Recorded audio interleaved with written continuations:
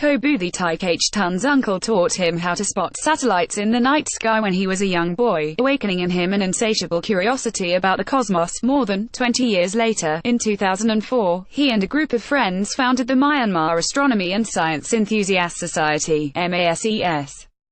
The group of amateur astronomers would host regular stargazing parties and try to raise awareness about a field which, at one point was a compulsory subject for all university physics students in Myanmar, had fallen into academic irrelevance. But a few years after its launch, MASES went on break, its core members putting their nights of stargazing behind them as families and time jobs began to take priority.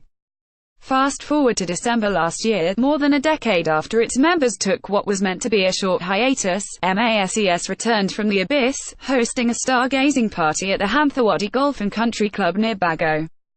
The party attracted over 10 enthusiasts from Yangon, during which astrophotographers were able to capture the spiral Andromeda galaxy, the Milky Way's closest neighbor, and a pink and orange interstellar cloud known as the Orion Nebula.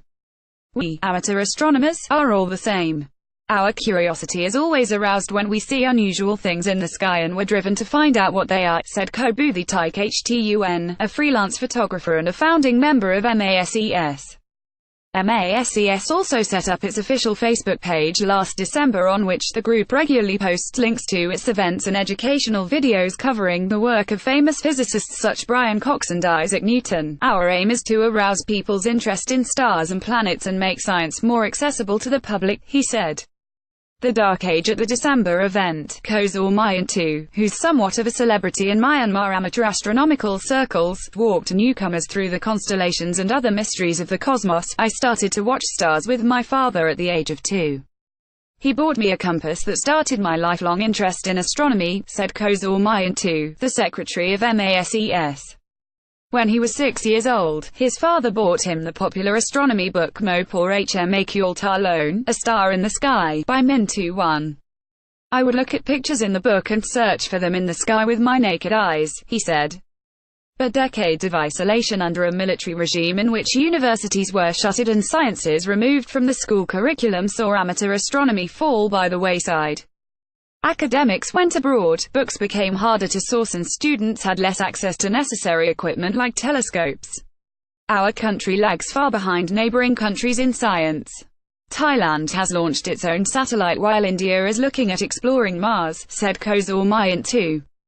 Astronomy was removed as a compulsory subject for physics students at the University of Mandalay in the early 1980s, according to Do Yi, a professor at the University of Mandalay. I did not learn astronomy as a student majoring in physics.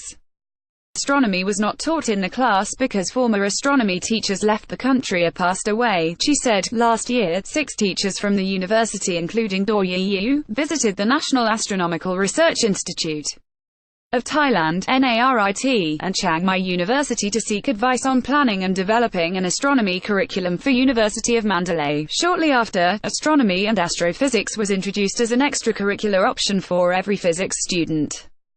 Do Yi still hopes that one day the university will be able to offer astronomy as a standalone course. If we say science, popular subjects, such as medicine and mathematics come to mind. But there are many subjects under science that are unpopular but are useful, like astronomy, said Kobudhi Taikesh Tun. Into the light there have been some promising signs that astronomy could be about to go through a renaissance in Myanmar. In November last year, Mandalay University hosted the 9th Southeast Asia Astronomy Network meeting, a platform where people from across the region swap research and discuss ways to expand science education.